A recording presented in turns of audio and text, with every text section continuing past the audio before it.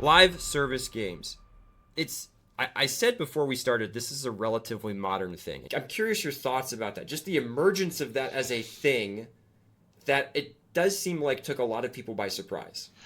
There's no more popular doomsay than live service games are dead, live service games are dying, and I feel like it is probably the most incorrect take. Now, there Hmm. are a lot of things that I think, a lot of feelings that form that take that are very accurate and well reasoned. But that live service games are dying is not a thing. I don't No. know if they ever will. Like, look, Yeah. if the people who started on them, old guys like us, can still play them with time and adult responsibilities and without 60 hours a week to spend on games, I don't think they're really going anywhere. There's new generations Yep. coming up for them. Old timers are still playing them. But I think what's really going on is the reason those are successful is they're very comfortable. Like you build habits in community, and so like we talk a lot, I think, about switching cost. It is a lot to switch. We saw this originally with MMOs, and the emergence of a Yeah. clear winner with WoW, and then later with Final Fantasy, of that switching cost. Like you couldn't just make and this goes into differentiation, I think, really well. There was a lot of WoW killers in the odds. Remember, every game was Yep. going to be a WoW Oh killer. my goodness, Every yeah. game was going to be a WoW killer.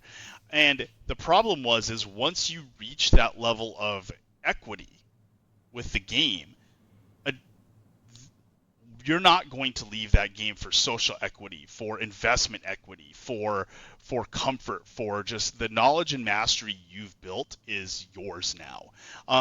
Yeah. Transferring that has some, you can transfer some of that stuff. You can bring your friends, some of the mastery loops apply, but the hardest question you have to answer is why the hell should I? And the answer isn't this game's better, this game's prettier, this game outperforms. It has to actually meet needs that are unmet. If a game is doing a good job meeting your needs, I actually believe it's unassailable. I Mm-hmm. actually Mm-hmm. believe the worst attacks I've seen in the industry in live service, the worst, like, I'm going to kill X winning game, are things that go head to head with, they think they're David and Goliath, but they're just a soldier getting slayed. And Right. they think they have something by outperforming on a 10% quality, a 15% quality, or this one weird trick, the differentiator that's Yeah. different but doesn't matter, because they have all this equity and their needs are well met. That second part is so important. Their needs are well met, therefore they might be looking or interested in poking things, but their needs are met. You don't go from where Yeah. your needs are well met. Like that's not how human beings work. Yeah. Well, and I loved how you called out switching costs as well because, I mean, you and I saw a whole slew of lull killers, Oh right? yeah. Dota 2 was the first one, and Dota 2, unsurprisingly, did and still does maintain a healthy CCU and is a quite successful game, Yep. but it did not slay League. And then there were a ton of other ones that came out, and it's interesting. One of the only ones that kind of found a niche. That one, there was like stuff like Honor of Kings on mobile Right, arena right, and stuff right. like that, and then you had Smite, Hmm. which did do a very different look at MOBA, literally from camera and things like that. But everything else that went toe to toe died, and I think it's easy to go, well, they weren't as good, and that might be Hmm. correct. But this idea of switching cost is, as somebody who, as part of my job, went and played all those other products to try them, some of them were pretty cool. Yeah. Like it wasn't like this was all a bunch of idiots who didn't know what they were doing and they just made a terrible game.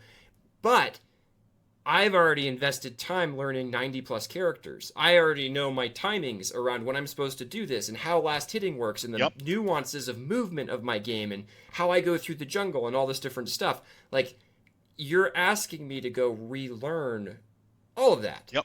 And so you get this. I think this is why everybody tried to make successful live service games. And honestly, I think it's easy to point to the VCs and say, what a bunch of dumb betters. Why did you bet on live service? How can you make a new successful live service game? That's a very low odds bet. But part of me goes, yes, but in the world where you make it, if you successfully make a live service game, it is a 1000x return. It is a 10,000x return. Like, it's astonishing when you look at the value Honor of Kings and World of Warcraft and Warframe and World of Tanks and like all these different games have managed to pull in. Often while not necessarily always being, to your point, the best in every category, but just being something that people don't want to not play. Like I like you said, my needs are met here. I'm having a good time. I can come back here. My friends know the game. Like all this different stuff. Right. And it's so hard to break into once it's established. Yeah, and I think that's exactly right. Is that momentum, that like almost anti-momentum of incumbents, is so strong within any game I can go spend infinite time in. It's a self-fulfilling prophecy. Shooters are, I've spent a lot of time thinking about the shooter space from both my time on Valorant, and I'm just a big shooter fan.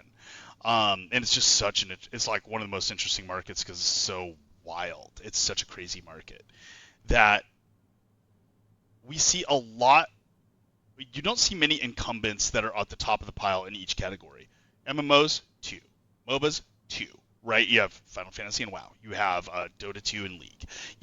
There's but even when we talk about shooters, the reason is because there's so many different variants of the need states. And in about each variant of the need state, you see 2 to 3 winners, probably closer to 2 in each category. Yep.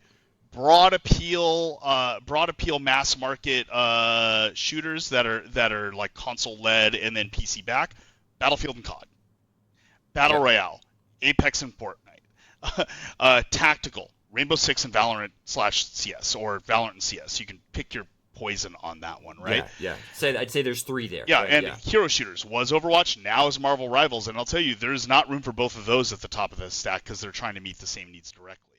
If you lead teams in game or software development and you're tired of wasteful and unreliable estimation, I've built an online course just for you. It's called Advanced Estimation for Game and Software Development, and it's a self-paced course with over 15 hours of content, real-world examples, and tools you can start using right away. Estimation doesn't have to be a morale-draining mess. Planning doesn't have to feel unrealistic and contrived.